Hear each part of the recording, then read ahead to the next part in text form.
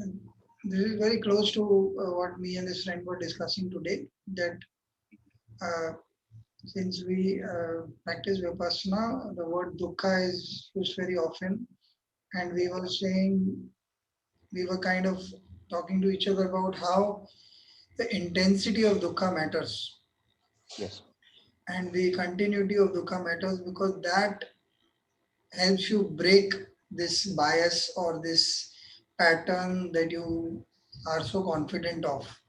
Because every now and then, when you bring your rationale, your emotions, feelings to a certain thing, you think all of this or a combination of this would resolve it for you. Huh. This is who we are. Obviously, Very good. if I am Bunty, I am Bunty because I think like Bunty, I sit like Bunty, I talk like Bunty, I think I am a certain being. We blindly trust our thoughts the most. It's I appreciate that it is a difficult thing to break out of them, and that is where dukkha is a very good friend to have Yes. because Yes. otherwise it punctures the bubble that we are living in and Yes. continues puncturing it to the point where we feel helpless. Yes. Uh, I remember a Zen line. He says, the Guru tells, idiot, he is a guy who has his head on his shoulders and is looking for his head. Mhm. So Yeah. it's literally us, like headless chicken. We keep moving around trying to find out where Yes. our heads are, where it's right up on our shoulders. Yeah. Um, one little thing that I would want to know um, with this new learning that you've had, where your Okay. biases are passive or less intense, Yeah. or they do not have this hold on you because you do not give them enough emphasis now. You think it's a point of view, it may be valid, but let's see what happens. Uh, I keep telling this monk who had said, whatever point of view you have, just add not sure to it. I think I Okay. mentioned this in one of the podcasts. Just add not sure. So that will give you some space to change your view or view it from a Okay. different point. Yeah. In fact, one of the things that struck me some time back was we call it point of view because it's just one point of view. It's not view. Yeah. Yeah. So it is just It's a one narrow perspective. version. Yeah, it is narrow and it is pertaining to my understanding of the situation or the Yes. event or the person or whatever Yes. it is. So there could be other perspectives. There could be other ways to look at it. Yeah. So the question is fairly direct now.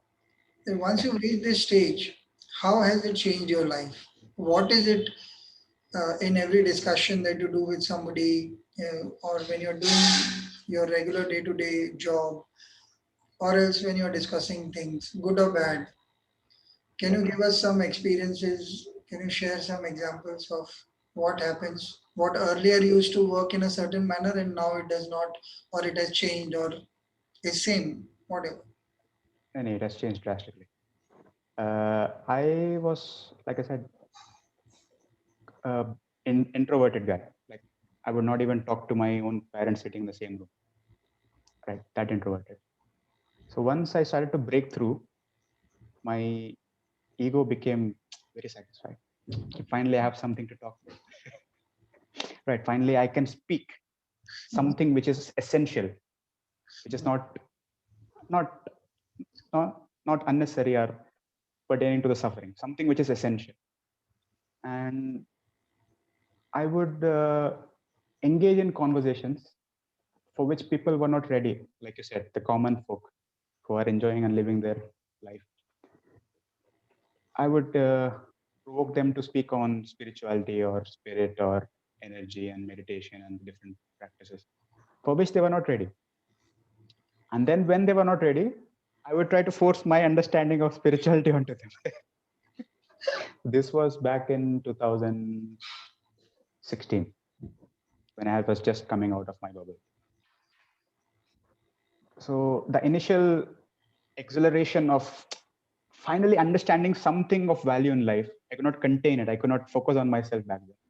I was trying to throw it out, and I would have unwanted long and drawn out conversations with random people, anybody on the road.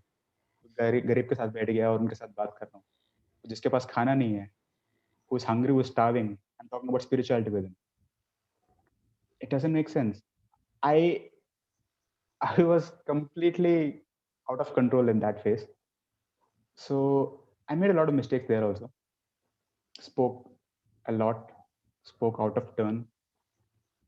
But then after a year or two, again my ego broke down. So the journey which I thought okay, finally it's picking up. I made sure that I fell down again unknowingly. I was constantly meditating. I was doing everything. I was spiritual. I was talking, thinking, and doing everything which is life affirming and positive, according to me. Even though I was imposing myself on others, according to me, I was doing the right thing. So I fell down again. My ego broke. Then I realized I should not impose myself on others. My ego was getting out of control because I guess I was not ready back then. I still am not. I have not found my guru yet. So I guess somewhere because I was misguiding myself, I went out of line. And then once that ego broke down, then I calmed down. Then I stopped having unnecessary spiritual discussions with people because everybody is doing their own journey. Everybody's going through their own biases. They need their own time to digest and come out of their bias. I cannot pull them out. I cannot give them that shock treatment. So my journey, whatever life has given me, I can only focus on myself. This realization started to come to me. I cannot impose myself. If somebody says ki Modi is good, I said very good. If somebody says Modi is bad, I said very good. It's irrelevant to me. I don't engage in conversations. And that information for my spiritual journey is again irrelevant to me. I'm still stuck in that relevant, irrelevant. I have to work on that. But yeah. But now the focus has been mostly inward. And that has been the drastic change. So now if I am walking, I see a little kid playing on the road. I try to bless him. I try to see the divinity within. I try to see that purity and innocence that is still within that person's life.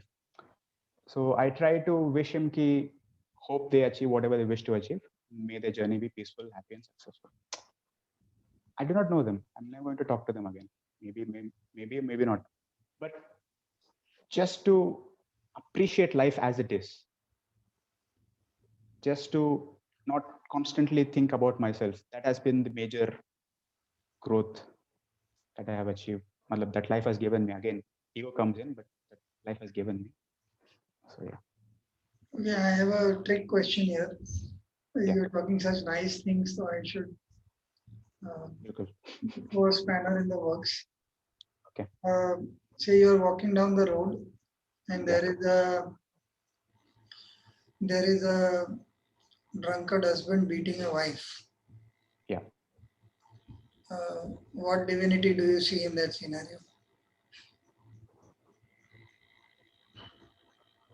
If I can, then I would like to take the solace of karma here, Sorry? because karma, right? So obviously, injustice has to be stopped, but what happens to somebody is because of their own actions in the past. So that doesn't mean that I let them suffer. If I can, I will try to stop that person. So would Even if you he try hits to me, stop that guy or would you not even bother and just walk away? I will try to stop. I will try to stop Yeah, that's what I want. because yeah, because suffering, whether it happens to me or somebody else, suffering is suffering. What I've learned is the journey so far is if you can, in whatever way, alleviate somebody's suffering, do it. If you can, Yeah, because pain is everywhere. So if you can reduce the pain even little, it matters. okay. I have a interesting question that came up, which is not related Yeah, to uh, the topic, but now since we are talking more about your journey in terms of how you changed and the biases changed to a more world view of sorts. yeah. Uh, if somebody were to hear this conversation and say, "Yeah, this guy is too saintly. How does he live in real life? Yeah. Uh, what about uh, ambition? What about Uh, achieving a big flat and a fancy car or a good life? Are those good things or and sometimes in a world that we stay in, people are ready to do anything to achieve those kind of um, yeah, meaning in life, if I were to call it that. For them, it yeah, means a lot. So, bilkul. how would you answer them, and what is your point of view on that? If I were to call you impractical, See, I'm not saying I'm a perfect guy. I do have my flaws. I have anger. I have lust. I have some sort of selfishness when it comes to my things. I still do have those little attachments. I'm not perfect, but I strive to come out of that. The striving has begun. The effort to outgrow them has begun. That itself is a huge step in my life. I recognize the value of that decision. yeah. But So, the question you have missed it. yeah, And my question I'm is coming to the specific. question. Yeah, I'm coming to the question. yeah. So, now my desire and my pursuit have finally come together. I understand my desire in life was spirituality. The purpose that I was seeking all through my life, the questions that I had were directed always towards spirituality. I could not find the answers. So I started to hurt myself or do whatever things I did. So this journey has taught me that every journey is teaching every person at their own pace. So whoever thinks and wants and does things is right in their own way. This is the understanding that I have reached right now. If a person wants to earn money, live a luxurious life, have a beautiful wife, and travel the world, it's absolutely fine. If a person wants to leave his family, become a monk, dedicate his life towards salvation or the ultimate realization, he's absolutely fine. Whatever you're doing, you have to be wholeheartedly lost in it. This is what I've understood. No goal, no dream is wrong. How hard are you striving for that? That's all that matters. I like where you've taken the conversation. Yeah. Certain few values that stood up for me. One was thank you for the honesty with which you relived your journey on camera, because Okay. it evokes a lot of similar feelings I had during my young age. I'm sure there are a lot of people grappling with these kind of issues. These are Yeah. not easy issues because almost existential issues. The society is telling Yeah. you you are this, you are trying to think Yeah. you are that, and Yeah. somewhere in between there is another truth that keeps on erupting without notice. Yeah. If I were to put, so that is one good part that came to me, the honesty. I also like the fact that there is a sense of giving as a value that came up every now and then. So on one hand, the younger person that was you was so hell-bent on thinking there was no meaning in life, Yeah. and your journey has taken you to where everywhere you find meaning, and the meaning is still pertaining to you. So the bias may continue, but it makes the world a better place Yes. because it's still your bias. People may say this Bilkul. is not how it functions, which you have disqualified or rather qualified in the end, saying that every dream is pertaining to you, and how much are you willing to invest in it, how much are you willing to Yeah. work for it, is the only test there should be. Yeah. So while it is not biaslessness, but there is bias with purpose, which I think is a far more practical ground to end this Yeah. discussion. Bilkul. Thank you for joining us today, and it's been a Yes. wonderful chat. I'll Yes. see you. Thank you for having me. Yeah. Thank you. Bye. Bye.